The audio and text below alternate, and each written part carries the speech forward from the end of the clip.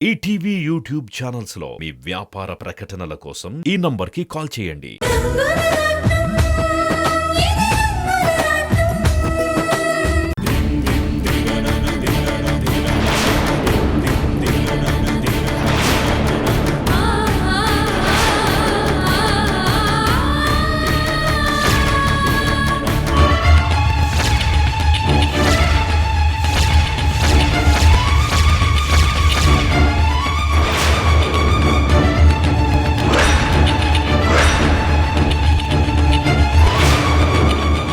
అదేంటి సీత, అక్కడే ఆగిపోయావే? వచ్చి కాఫీ ఇవ్వు.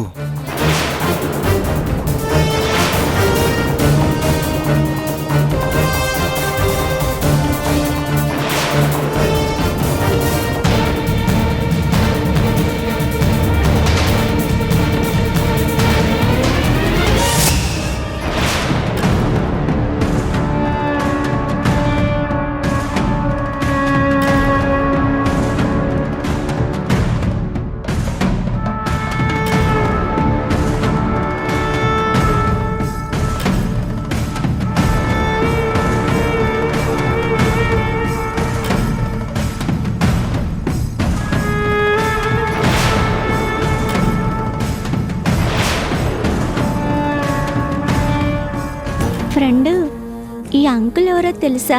ఆ రోజు నాకు బ్లడ్ ఇచ్చిన అంకులే ఈ అంకుల్. ఇన్ని రోజులు మీరు కలవలేదు కదా, ఈ అంకుల్ని చూడాలని ఎంతగానో అనుకున్నావు కదా, అందుకే మిమ్మల్ని కలిపేశాను.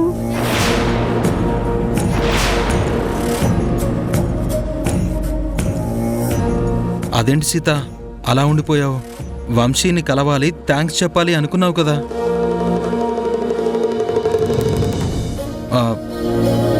మరదేంటి, తను ఎదురైతే అలా చూస్తున్నావు? పాప ప్రాణాలు కాపాడింది ఇతనే అని ఊహించలేకపోయాను. ఇన్ని రోజులు కలవకుండా నేను కూడా చాలా మిస్ అయ్యాను. నువ్వు సాయం చేసావని నీకు థ్యాంక్స్ చెప్పాలని సీత అనుకుంది బ్రో.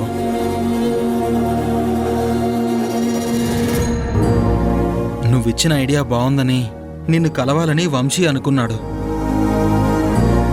కానీ మీరిద్దరూ కలుసుకోవడానికి ఇన్ని రోజులు పట్టింది. అంకుల్, నా ఫ్రెండు నా కోసం బొమ్మలు కొన్నది, మీకు చూపిస్తాను.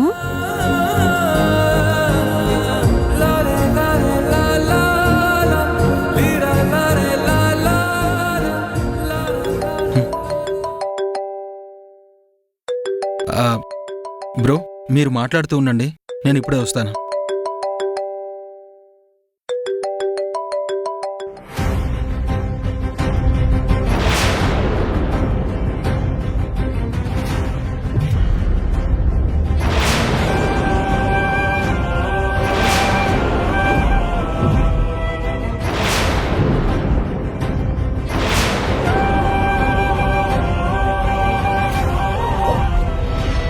నీకోసం ఎన్ని చోట్ల వెతికాను వర్ష, కానీ నువ్వెక్కడా కనిపించలేదని నేనెంతో బాధపడుతున్నాను.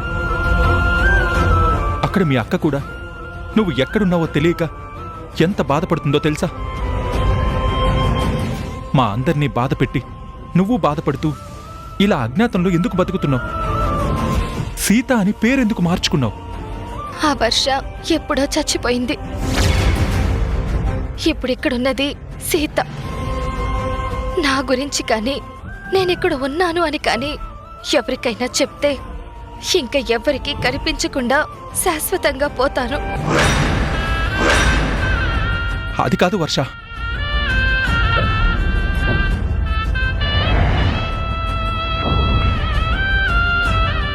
ఓ, ఇద్దరు ఫ్రెండ్స్ అయిపోయారా? తనలాంటి అమ్మాయిని ఎవరైనా తొందరగా ఇష్టపడతారు బ్రో. అది తన మంచితనం, అదే తన గొప్పతనం. నువ్వు చెప్పింది నిజమే బ్రో. ఆ రోజు నా కూతురు హాస్పిటల్లో ఉన్నప్పుడు తనకేమైపోతుందోనని నేను భయపడ్డాను. నా భార్యలాగే ప్రియ కూడా నాకు దూరం అయిపోతుందేమోనని నేనెంతో కంగారు పడ్డాను. అప్పుడు సీత సోషల్ మీడియాలో ఈ న్యూస్ స్ప్రెడ్ చేద్దామని సలహా ఇచ్చింది. అది నువ్వు చూసి వచ్చి నా కూతుర్ని కాపాడావు. ఇదంతా సీత గొప్పతనం. నాకు హాస్పిటల్కి టైం అవుతుంది, నేను వెళ్ళొస్తాను సార్.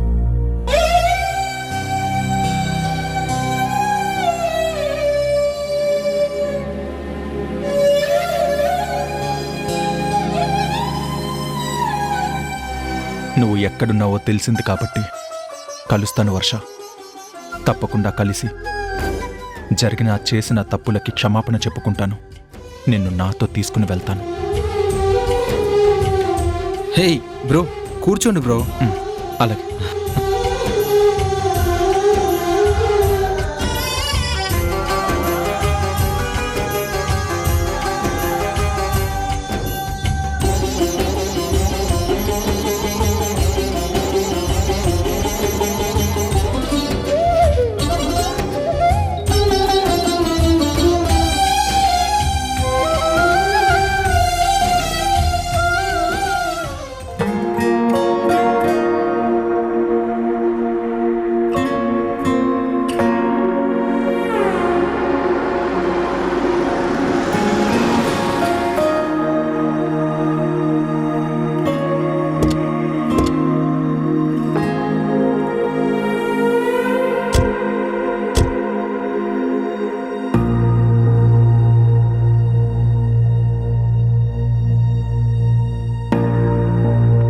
నమస్కారం సార్. నమస్కారం అండి.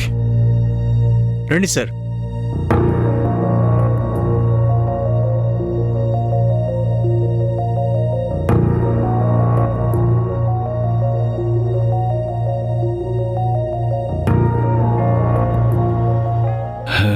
ఇదేనా అండి స్థలం? ఇదే నా స్థలం.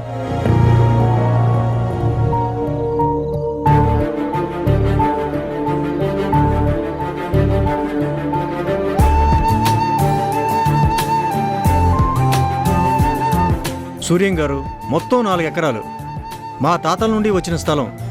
అప్పుడు ఇక్కడ అడవిలా ఉండేదంట. అప్పుడు బిల్డింగులు తక్కువ ఉండి చెట్లు ఎక్కువ ఉండేవి. అందుకే మనుషులు ఆరోగ్యంగా ఉండేవాళ్ళు. కానీ ఇప్పుడు బిల్డింగ్లు ఎక్కువైపోయి చెట్లు తగ్గిపోయి ఆక్సిజన్ తక్కువైపోయి అందరూ హాస్పిటల్లో బ్రతుకుతున్నారు. బాగా చెప్పారు సార్. మనిషికి సంపాదన మీద ఆశ పెరిగింది, ప్రకృతి మీద ప్రేమ చచ్చిపోయింది.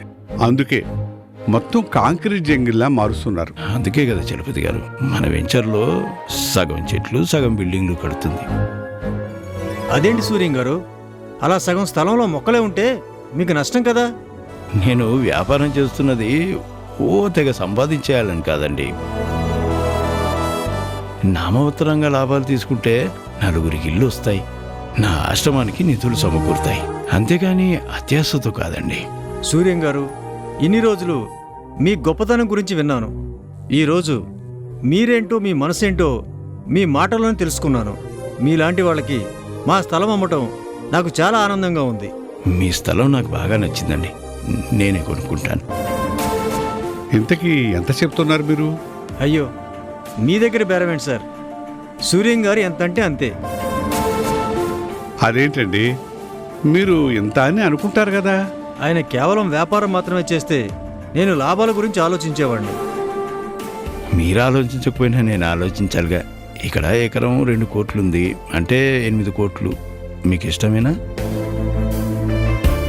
ఒకవేళ అది మీకు చాలదు అనుకుంటే మీరెంత అనుకుంటున్నారో అది చెప్పండి. అయ్యయ్యో, అదేం లేదండి. సూర్యం గారు చెప్పాక ఇంకా ఆలోచించేదేముంది, అదే ధరకు ఓకే చేసుకుందాం. చాలా సంతోషం అండి.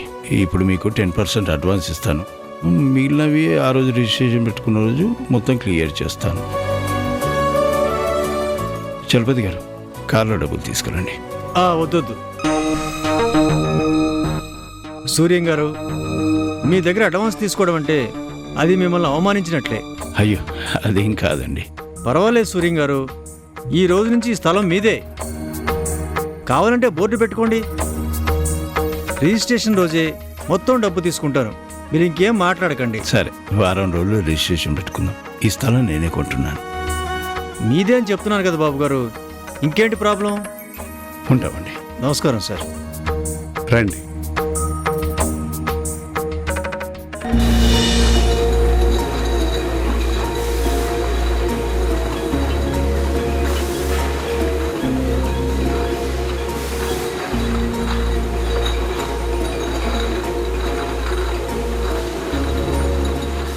ఎవరు సార్ మీరు? మీ బాస్ ఎవరు? రాధాకృష్ణ. వాడికి బాబుని నేను. ఓహో మీరా, నమస్కారం సార్. ఒరేయ్, మన రాధా వాళ్ళ నాన్నగారు రా. నమస్కారం సార్. రేయ్, రాధా ఏంటి? నువ్విక్కడ పనివాడివి. నా కొడుకు జీతం ఇస్తే నీ ఇంట్లో కడుపు నింపుకుంటున్న కూలివాడివి. వాడిని పిలిచే ముందు పేరు ముందు సార్ అని పెట్టి పిలువు, లేదా రాధాకృష్ణ గారు అని పిలువు. అతను మమ్మల్ని ఎప్పుడూ అలా చూడలేదయ్యా, అందరూ ఒకటే అని చెప్పేవాడు. మన కాలికే ఉన్నాయి కదా అని చెప్పుల్ని నెత్తి మీద పెట్టుకోం కదా. కారులో మన పక్కనే కూర్చున్నాడు కదా అని డ్రైవర్ని మనవాడు అనుకోం కదా. అలా అనుకుంటే చెప్పులు లేకుండా నడవలేం, డ్రైవర్ లేకుండా రాలేం. ఎవరి ప్రాధాన్యత వారికి ఉంటుంది. అది రాధా గారు గుర్తించారు. నోర్మోయ్, ఏంటి మాటకు మాట సమాధానం చెప్తున్నారు? అసలు మిమ్మల్ని కాదు, మీకింత చనువిచ్చిన నా కొడుకుననాలి. జీతాలు తీసుకునే వాళ్ళకి యజమానంటే భయం ఉండాలి. ఆయనంటే మాకు భయం లేదు బాబు, గౌరవం ఉంది. మా మనిషి అనే అభిమానం ఉంది. రేయ్, మేము డబ్బులిస్తే బ్రతికే మీ బోడి అభిమానాలు ఎవరికి కావాలి? ఇలాంటి మాటలతోనే వాడిని ఎదగనివ్వకుండా చేస్తున్నారు. చూడండి, రాధ ఈ కంపెనీకి యజమాని. మీరు యజమానిచ్చే జీతం మీద బ్రతికే పనివాళ్ళు. వాడు అందరం ఒకటే అన్నా మీరు మేము ఒకటి కాదు. మేము కారు దిగొచ్చేసరికి పరిగెట్టుకుంటూ వచ్చి కాళ్ళకి దండం పెట్టే భయం నేను మీకు చూపిస్తాను. అప్పుడే మా స్థాయి ఏంటో మీ స్థాయి ఏంటో మీకు తెలుస్తుంది. మా ముందు మాట్లాడాలంటే ఒంట్లో నుంచి వణుకు పుట్టాలి. నేనొచ్చాను కదా, ఇంకా అన్ని పద్ధతులు మారతాయి.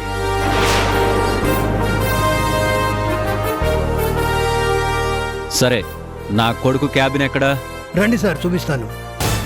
ఇదిగో, రాధాకృష్ణ చనువిచ్చాడు కదా అని పని ఎగ్గొట్టి బాతాకాణి పెట్టారంటే అందర్నీ పీకి పారేస్తాను.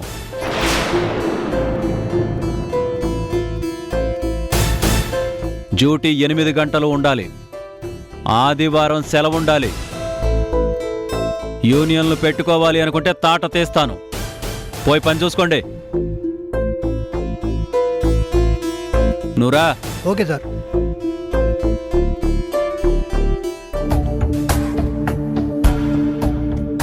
ఏంట్రా ఇది? రాధాబాబు ఎప్పుడు మనతో ఇలా ప్రవర్తించలేదే. ఇలాంటి ఆయన కడుపున అలాంటి దేవుడు పుట్టాడా? చూస్తేనే ఆశ్చర్యంగా ఉంది కదా. అవునరా, రాధాబాబు యజమాని అయినా మనతో కలిసి పనిచేశాడు. ఈయనేంటి ఇలా మాట్లాడుతున్నాడు? ఈయనకి గొప్ప అహంకారంలా ఉంది. సాటి వాళ్ళని మనుషులుగా కూడా చూడడం లేదు. సరేలే, రాధాబాబు వచ్చాక ఆయనతో చెప్దాం. సరే పదా.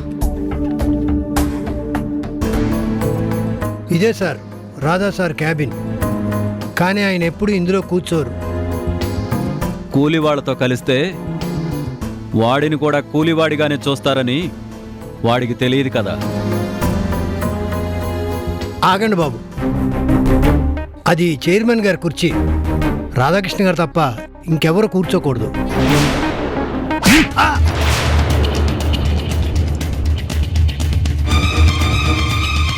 మీ చైర్మన్ నా కొడుకని చెప్పాను, వినిపించలేదా? పని వాళ్ళకి చనివిస్తే ఇదిగో ఇలాగే పెత్తనం చేస్తారు. ఎవరిని ఎక్కడ ఉంచాలో వాళ్ళని అక్కడే ఉంచాలి. ఇక నుంచి ఈ కంపెనీకి చైర్మన్ నేను. అంతా ఒకటే అనే సిస్టమ్ ఇక్కడ ఉండదు. నేను ఇక్కడే ఉంటాను. మీరు ఒళ్ళు దగ్గర పెట్టుకుని పనిచేస్తేనే ఈ కంపెనీలో ఉంటారు, లేదంటే రోడ్డు మీద పడతారు. జాగ్రత్త. వెళ్ళా.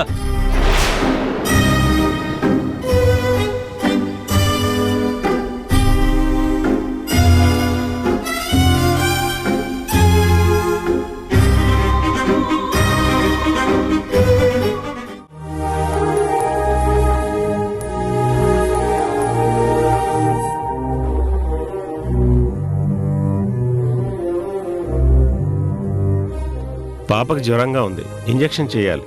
చెయ్యండి బాబు, దాని బాధ చూడలేకపోతున్నాను. అనవసరంగా భయపడకండి, పాపకి ఏం కాదు, తగ్గిపోతుంది. సిస్టర్, వెళ్ళి సీతను రమ్మను, ఇంజెక్షన్ ఇస్తుంది. ఆ మాత్రం దానికి సీత ఎందుకు డాక్టర్? నేను ఇస్తానుగా. ఇక్కడ నేను చెప్పింది చేయడానికి మీరున్నారనుకుంటాను. సరే డాక్టర్, సీతను పంపిస్తాను. మీరు కూడా బయట వెయిట్ చేయండి, పాప ట్రీట్మెంట్ అయ్యాక పిలుస్తాను. అలాగే బాబు.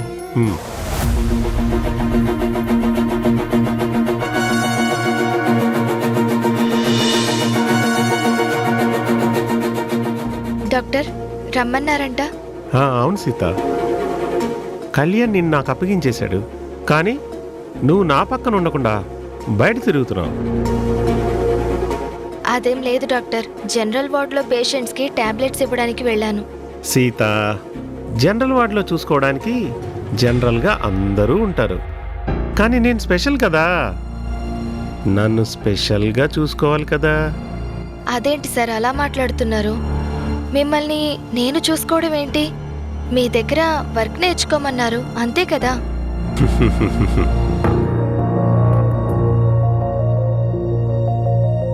మరి నీకు వర్క్ నేర్పాలంటే నువ్వు నాకు దగ్గరగా ఉండాలి, మన ఇద్దరం దగ్గరగా ఉండాలి. అదే నేను చెప్పింది నువ్వు చెయ్యాలి, నువ్వు చేస్తుంది కరెక్టో కాదో నేను చూడాలి. ఇప్పుడు ఎందుకు పిలిచారో చెప్పండి సార్. అదే చెయ్యటానికే రమ్మన్నాను. అదే ఇంజెక్షను నీకొచ్చా? నేను నేర్పించాలా? ఎలాగైనా ఓకే. ఇంజెక్షన్ చేయడం నాకు వచ్చు సార్. వచ్చా?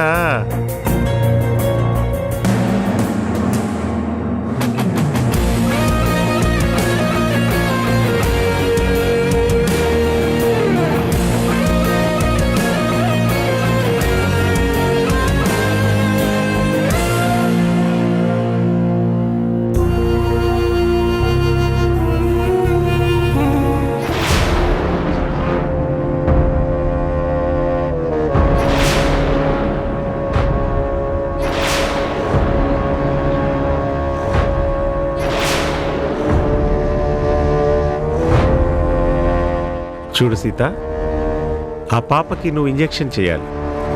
సూది గుచ్చినట్టు తెలియకూడదు, ఆ పాపకి చిన్న బాధ కూడా కలగకూడదు. అలాగే సార్. పాప పేరెంట్స్ బయటే ఉన్నారు, వాళ్ళని పిలుస్తాను. అందరూ ముందు ఉంటే భయం ఉండదు కదా. అందరి ముందు చేయడానికి కాదు సీత, అందరినీ బయటికి పంపించింది నిన్ను లోపలికి పిలిపించింది. నువ్వు నా ముందే చేయాలి, నన్ను మెప్పించాలి. చెయ్యు సీత.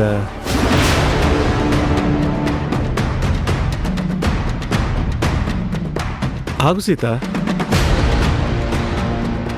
అలా వెంటనే గుచ్చేయకూడదు.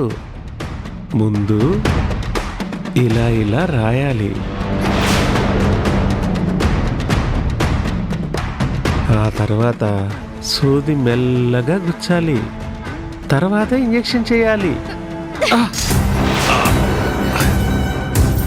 ఏంటి సీత ఇది? వర్క్ నేర్పిస్తుంటే ఇలా చేస్తున్నావేంటి? సారీ సార్, నాకు చాలా పనుంది. ఇంజెక్షన్ మీరే ఇవ్వండి.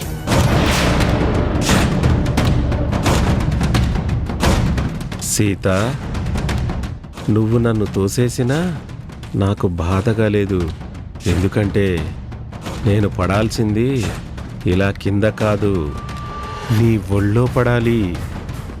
అలా నువ్వు నా వల్లో పడే వరకు, నా కోరిక తీరే వరకు నిన్ను వదలను.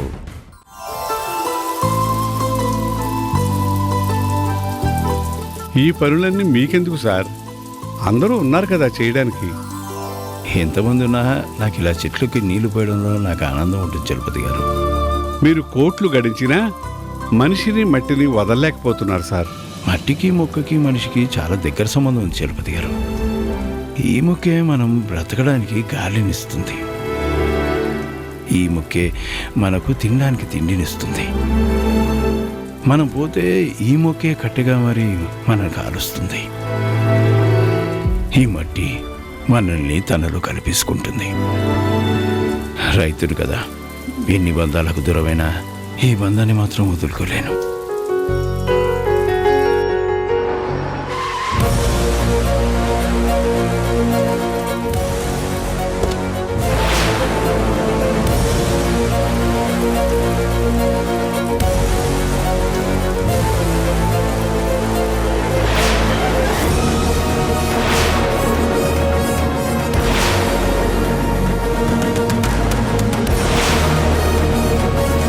శంకరప్రసాద్ గారు వస్తున్నారంటే గొడవకేమో సార్.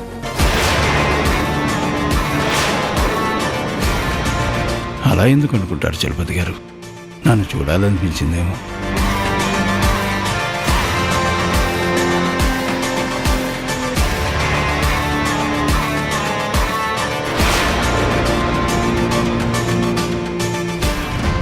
నువ్వు ఇక్కడికి రావడం నాకు చాలా సంతోషంగా ఉందిరా. నీ దగ్గరికి రావడం మాత్రం నాకు చాలా చిరాగ్గా ఉంది.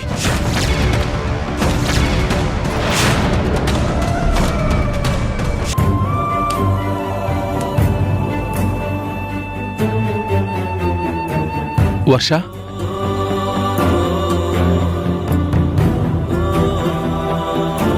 నాకు తెలుసు వర్ష, నువ్వు నాకు దూరంగా ఉండలేవు అని, నన్ను విడిచి నువ్వు బతకలేవు అని. నా ప్రేమని అర్థం చేసుకుని నా కోసం తిరిగి వచ్చేస్తావని నాకు తెలుసు వర్ష.